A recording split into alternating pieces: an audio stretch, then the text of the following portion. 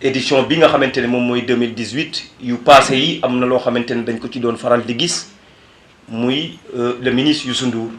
bi nga xamante ne da doon ñëw di accompagner li nga xamante ne moom mooy vacances citoyennes yi. est-ce que ren dinañ ko ci gis wala boog bu fekkee ne gisuñu ko ci lan mooy motivation yi yaakaar naa loolu mooy question bi. donc ci loolu nag li ma ci tontu moom lu yomb lay doon on attend le ministre Youssou Ndour te nam ko doon participer ci vacances citoyennes yi doon am yëpp puisque appel bi ñu ko lancé dañ ko lancé ci acteurs yëpp yi nga xamante ni ñoom ñoo fi nekk ñi nekk ci état bi ñi nekkul ci état bi ñi nekk ci secteur privé bi ñi nekk sax individuellement ñoo xamante ne tey war nañ mën a ñëw accompagner lii nga xamante ne mooy vacances citoyennes yi kon buñ koy def amuñu ku ñuy particulariser waaye amuñu ku ñuy boddi koo xamante ne dinañ ko ci boddi. Donc je serai très heureux en tant que jeune sénégalais engagé avec la jeunesse sénégalaise gis une aussi haute personnalité que le ministre Youssou Ndour mu nekk à nos côtés ci activités yi nga xamante ne inscrire nañ ko durant li nga xam ne moo jëm ci vacances citoyennes yi moom ci boppam mu ànd ceeg ñun ci début ba ci fin ba. D'ailleurs, si j'ai l'occasion, j'irai personnellement le voir chez lui pour lui demander aujourd'hui d'accompagner plus et davantage lii nga xamante ne tey moom mooy vacances citoyennes yi. Certainement nag am na leneen loo xamante ne moom ngeen di laaj waaye li ma jàpp mooy acteurs yëpp ku ci nekk ca fa nga toll am nga ci contribution bu am solo boo xamante ne war nga ko cee mën a def mais bu weesoo aussi Youssou Ndour Sénégal yëpp la ñuy woo ci taxawaay bi nga xamante ne ku ci nekk war na koo mën a am pour feddali sa patriotisme ci li nga xamante ne moom moo jëm sa réew puisque nag dañoo wax construction citoyenne dañoo wax vacances citoyennes dañoo wax contribution citoyenne ku ci nekk nag ca fa nga mëne la nga am comme potentiel moom ngay mettre à la disposition de ton pays ci temps bu gàtt boo xamante ne action citoyenne lay doon waaye nag d'une manière volontaire et volontariste lay doon pour mën a accompagner initiative yi nga xamante ne ndaw yi réew mi am nañ ko mën nañ ko te pare nañ pour mettre ko à la disposition ci seen réew pour temps bii nga xamante ne tey ay vacances scolaires la ak vacances universitaires. am na ci beneen it mooy impact vacances citoyennes yi depuis ay at ñoo ngi def vacances citoyennes mais est-ce que impact bi nga xamante ne moom la population yi di xaar war nañ ko cee am ça dépend ci li nga xamante ne tey moom lañ inscrire ne objectif bi ñu war a atteindre ci vacances citoyennes yi lan la puisque bu ñu jàpp ne vacances citoyennes yi nag dafa bugg a substituer wu ci li nga xamante ne moom mooy plan Sénégal émergent plan Sénégal émergent moom moo am en charge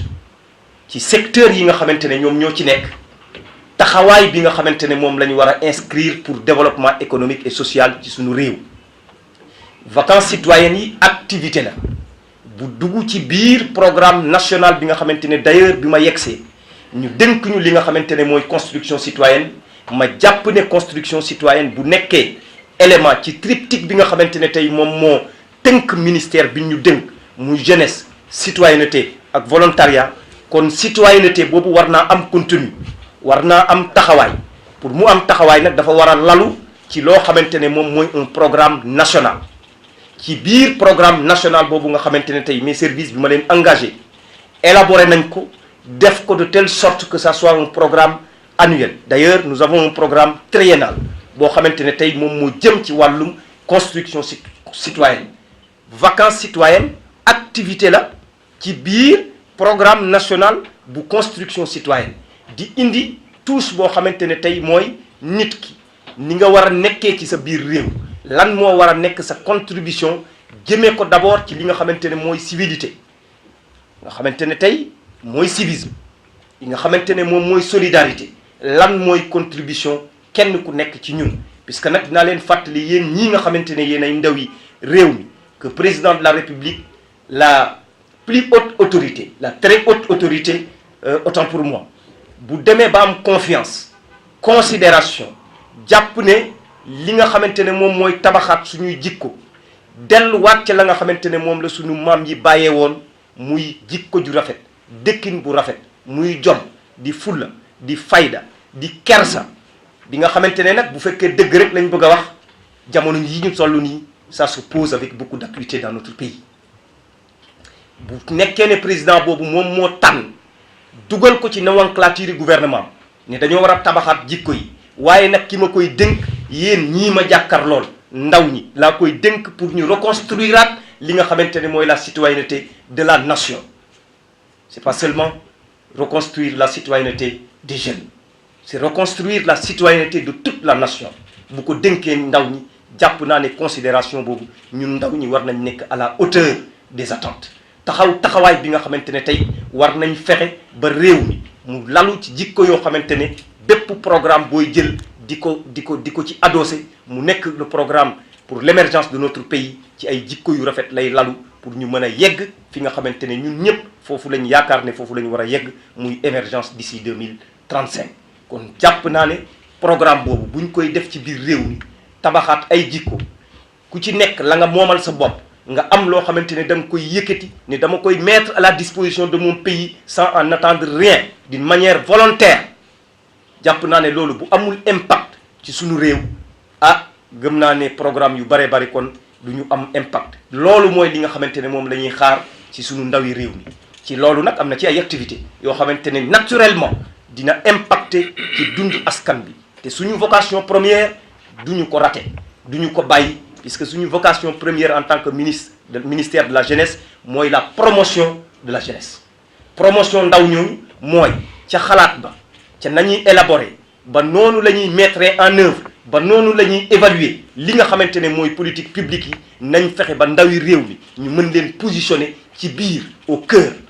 ñu taxaw bokk ci li nga xamante ne ñoom ñooy xalaat ñoom ñooy élaborer ñoom ñooy mettre en œuvre waaye bu du laajee bu ñëwee ba ci évaluation aussi ñoom ñooy taxaw évaluer li nga xamante ne tey képp kuy dox ci sa biir réew nga am foo ko teg foo xamante ne comme ñun ndaw ñi nee nañ ñun la ñuy liggéeyal kon buñ lay liggéeyal da ngay xam lan lañ lay liggéeyal ba pare yow nga nekk ci acteur kon ñun loolu mooy suñu vocation première ci loolu la ñuy demaat ci région yi fu ci nekk ci département yi taxaw xool ndaw ñoo xamante ne tey initié nañ ay yëf yoo xamante ne mën na nekk exemple ñu ànd ak ñoom taxaw ci taxawaay boo xamante ne dina mën a impacter ci dundu ñeneen ñi dinañ ko accompagner aussi ak ay activités de formation boo xamante ne dina toucher maximum de jeunes ci li nga xamante ne mooy seen renforcement de capacité waaye nag ci xarale yu bees yi nga xamante ne ñoo ngi fi nan la ñuy def pour ndaw ñi bañ a am benn retard ci boobu domaine dinañ leen ci accompagner ci lii nga xamante ne mooy formation ci élaboration de leur projet ak yeneen yu baree bari yoo xamante ne tey am na ci dinañ ko dem defi programme yi nga xamante ne aussi gouvernement bi mu ngi koy def muy impact ci dundi population yi rawatina ndaw ñi dinañ ànd ak ndaw yooyu nga xamante ne ñoo nekk ci localité boobu di ko def dem visiter ko ba xool lan lañ ci war a yokk lan lañ ci war a lan mooy li nga xamante ne war nañ ko mën a gën a accompagner bu fekkee ne am na impact positif ci li nga xamante ne mooy dund askan bi nga xamante ne ñoom ñoo fa nekk kon jàpp naa ne ci construction citoyenne xëy na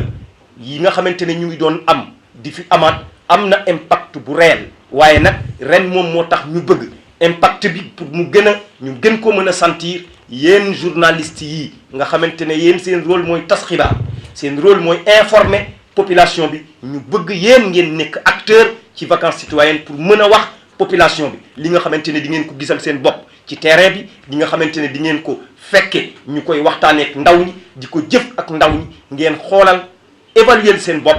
est-ce que lii am na impact ci biir réew mi wala amul impact ci biir réew mi kon nag loolu mooy li nga xamante ne bëggoon naa ko ci wax ci innovation yi nga xamante ne je crois c'est monsieur Bamba ci innovation yi nga xamante ne jël nañ ko ren puisque wax naa leen ko ci njël je vous l'ai dit tout à l'heure puisque c'est une question en français je vous l'ai dit tout à l'heure dans les propos liminaires que nous nous inscrivons dans la même dynamique du programme inscrit par le gouvernement du Sénégal mais certainement nous apporterons notre propre touche en termes d'innovation pour permettre à la jeunesse d'être beaucoup plus visible en termes d'action et d'activité durant toutes les vacances citoyennes. Les véritables innovations, il faut venir sur le terrain pour les voir.